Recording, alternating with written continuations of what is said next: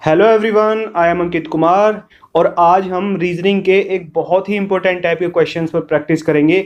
और ये एक ऐसा क्वेश्चन है जो कि ऑलमोस्ट सभी कॉम्पिटिटिव एग्जामिनेशंस में रिपीटेडली पूछा जाता है। तो आज हम देखेंगे कि जब भी हमारा इस टाइप के क्वेश्चन से सामना हो तो हमको इसमें सबसे पहले क्या देखना चाहिए, क्या और कैसे सोचना चाहिए, क्या स्टेप्स फॉलो करने चाहिए, जिससे कि हमारा with in a few seconds बड़े आसानी से आंसर आ जाए। और देखिए, इस टाइप के क्वेश्चन को सोल्व करने का फुल कॉन्सेप्ट हम डिटेल में लास्ट वीडियो में ऑलरेडी देख चुके हैं। यदि आपने वो वीडियो अभी तक नहीं देखी है तो उसको प्लीज जरूर देखिए। उस वीडियो को देखने के बाद में आपको इस क्वेश्चन को सोल्व करने का कॉन्सेप्ट बिल्कुल क्लियर हो जाएगा और आपका ये क्वेश्चन कभी लाइफ में गलत नहीं होगा। वीडियो का लिंक ऊपर आई बटन में दिया गया है और नीचे डिस्क्रिप्शन बॉक्स में भी दिया गया है। आप लिंक पर क्लिक करके ये वीडियो देख सकते हैं। Alright, and before starting subscribe button पर क्लिक करना मत भूलिए और साथ ही बेल आइकन पर भी क्लिक कर दीजिए, जिससे कि आपको आगे आने वाली इसी टाइप के इंपॉर्टेंट एंड ट्रिकी क्वेश्चंस और इंपॉर्टेंट करंट अफेयर्स से related videos time to time मिलती रहे, जिससे कि आपका current affairs, reasoning and math वाला पोर्शन स्ट्रॉन्ग रहे और आप अपने एग्जामिनेशंस में अच्छा स्कोर कर सकें। ऑलराइट, तो चलिए शुरू करते हैं। तो देखिए, फिर भी हम देख लेते हैं कि इस टाइप के क्वेश्चंस में ऑपरेशंस किस तरीके से लगते हैं। देखिए, ऑपरेशन कॉलम वाइज लग सकता है या रोज वाइज लग सकता है। ऑलराइट, जैसे कि तीसरे कॉलम को लाने के लिए कॉलम 1 और कॉलम 2 को या तो जोड़ा जा रहा हो, घटाया जा रहा हो, भाग किया जा रहा हो या गुणा किया जा रहा हो। ऑलराइट, या इन दोनों कॉलम्स का स्क्वायर करके या उनका अंडर रूट करके उनको जोड़ा जा रहा हो, घटाया जा रहा हो, भाग किया जा रहा हो या गुणा किया जा रहा हो। ऑलराइट, या इन तीनों नंबर्स को जोड़ा जा रहा हो। ओके, और उसके बाद जो यहाँ पर नंबर आ रहा हो वो या तो सेम नंबर हो, यानी कि कॉमन नंबर हो, या उनके बीच में कोई पैटर्न बन रहा हो। या क्या हो सकता है कि इन दो कॉलम्स को जोड़ा जा रहा हो और उसमें से इस कॉलम को घटाया जा रहा हो, या इन कॉलम्स को जोड़ के इस कॉलम में किसी नंबर की मल्टीप्लाई करके तब उसको इन दोनों में से घटाया जा रहा हो। और देखिए, यही ऑपरेशंस ये रोज पर भी एप्लीकेबल होते हैं। ऑलराइट, तो देखिए, ये सभी तमाम ऑपरेशंस होते हैं और आज हम इन क्वेश्चंस की प्रैक्टिस करेंगे और देखेंगे कि क्या डिफरेंट तरीके से इन नंबर्स के बीच में रिलेशन लगते हैं, यानी कि ऑपरेशंस लगते हैं, और उनको हम कैसे फाइंड आउट करें और कैसे हम इनको बहुत तेजी से सोल्व कर सकें। ऑलराइट, तो चलिए शुरू करते हैं। इस क्वेश्चन को देखते हैं। देखिए, सबसे पहले हमको इन नंबर्स को अच्छे से ऑब्जर्व करना चाहिए और देखना चाहिए कि इनमें किस तरीके से वेरिएशन आ रहा है। ऑलराइट, तो नंबर्स के वेरिएशन को देख के हमको बड़े आसानी से ये पता चल जाता है कि इन नंबर्स के बीच में किस तरीके से रिलेशन बन रहा है। और देखिए, जब भी ये क्वेश्चन हमारे सामने हो, हमको सबसे पहले कोशिश करनी चाहिए कि हमको इन नंबर्स को रो वाइज या कॉलम वाइज ऐड करके देखना चाहिए। ऑलराइट, मैक्सिमम केसेस में यही ऑपरेशन लगता है और इनको ऐड करने के बाद में जो यहाँ पर कोई एक नंबर आता है वो नंबर इन तीनों रोज में सेम आता है। ऑलराइट, या तो सेम आएगा या इनके बीच में कोई पैटर्न बनेगा। जैसे कि यहाँ पर 5 हो, यहाँ पर 10 हो और यहाँ पर 15 हो, तो इन दोनों के बीच में कितने का डिफरेंस है? 5 का। और इन दोनों के बीच में कितने का डिफरेंस है? 5 का। तो यहाँ पर ये क्या पैटर्न बन रहा है कि 5 का डिफरेंस बन रहा है। ऑलराइट, या किस तरीके से हो सकता है कि ये नंबर्स एपी और जीपी में हो, यानी कि समांतर श्रेणी और गुणोत्तर श्रेणी में। ऑलराइट, या इनमें इस टाइप का ऑपरेशन लग रहा हो। ऑलराइट, तो देखिए, सबसे पहले हमको ये ट्राई करके देखना चाहिए। ओके, तो देखिए, इस क्वेश्चन में देखते हैं, पहली रो के नंबर्स को जोड़ के देखते हैं। तो 9 और 5 कितना होगा? 14। 14 और 11 कितना होगा? 25।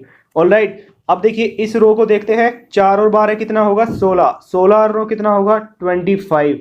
ऑलराइट, तो देखिए, इससे हमको ये पता चल रहा है कि दो रोज में ये वाला ऑपरेशन लग रहा है, तो तीसरे में भी ये लग सकता है। ये हम चेक करेंगे। ओके, तो देखिए, इन दो नंबर्स को जोड़े तो कितना बनेगा? 12 और 8 कितना बनेगा? 20। और 20 में ये कोई नंबर जुड़ेगा, तो देखिए, इस वाले रिलेशन को फुलफिल करने के लिए इस 20 में हम क्या जोड़ें जिससे कि यहाँ पर 25 आ जाए और ये वाला जो हमारा एक नंबर आ रहा है ये कॉमन, यानी कि एक सेम नंबर बन जाए। ऑलराइट, तो देखिए, 20 में हम क्या जोड़ेंगे? 25 आ जाए। 5 जोड़ दें तो 25 आ जाएगा। ओके, अब देखिए, कोई जरूरी नहीं है कि यहाँ पर 5 ही होगा, इस पर यही ऑपरेशन लग रहा होगा, इस पर कोई और भी ऑपरेशन लग सकता है।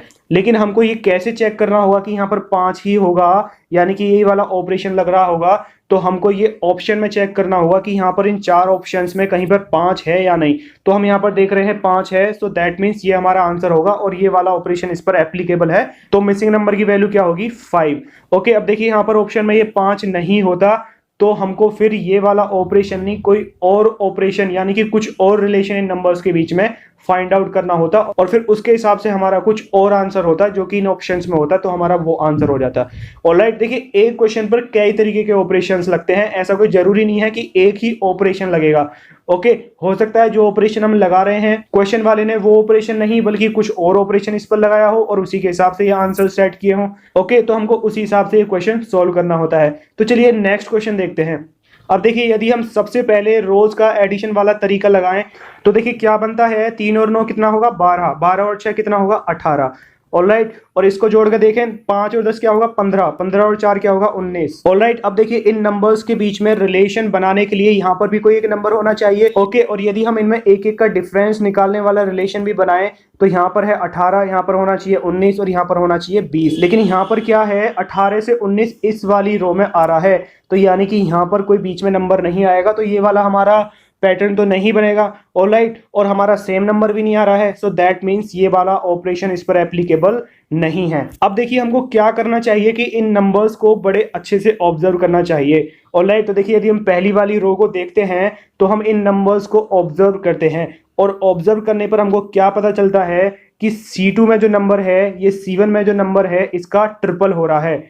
ऑलराइट, यानी कि इसका 3 गुना हो रहा है या इसका स्क्वायर हो रहा है, और C3 में जो नंबर है ये C1 के नंबर का दुगना हो रहा है। ओके, तो अब हम देखेंगे कि ये ऑपरेशंस इस पर एप्लीकेबल हैं यानी कि ये ऑपरेशंस इन पर लग रहे हैं या नहीं। अब देखिए इस टाइप के मैट्रिक्स के क्वेश्चन में जो भी ऑपरेशन लगता है वो या तो पूरे कॉलम में लगता है या पूरी रो में लगता है। ऐसा नहीं है कि किसी कॉलम के एक नंबर पर कोई ऑपरेशन लग रहा है और दूसरे नंबर पर कोई ऑपरेशन लग रहा है, नहीं। यदि इसका स्क्वायर करके ये नंबर आ रहा है तो ये नंबर भी इसका स्क्वायर करके ही आएगा और ये नंबर भी इसका स्क्वायर करके ही आएगा। तो देखिए 5 का यदि हम स्क्वायर करें तो यहाँ पर क्या होना चाहिए 25, लेकिन यहाँ पर क्या है 10, सो दैट मीन्स ये वाला रिलेशन तो इस पर नहीं लग रहा है। यदि हम 3 गुना वाला ऑपरेशन लगाएं तो देखिए 3 गुना 3 क्या होगा 9, ठीक है।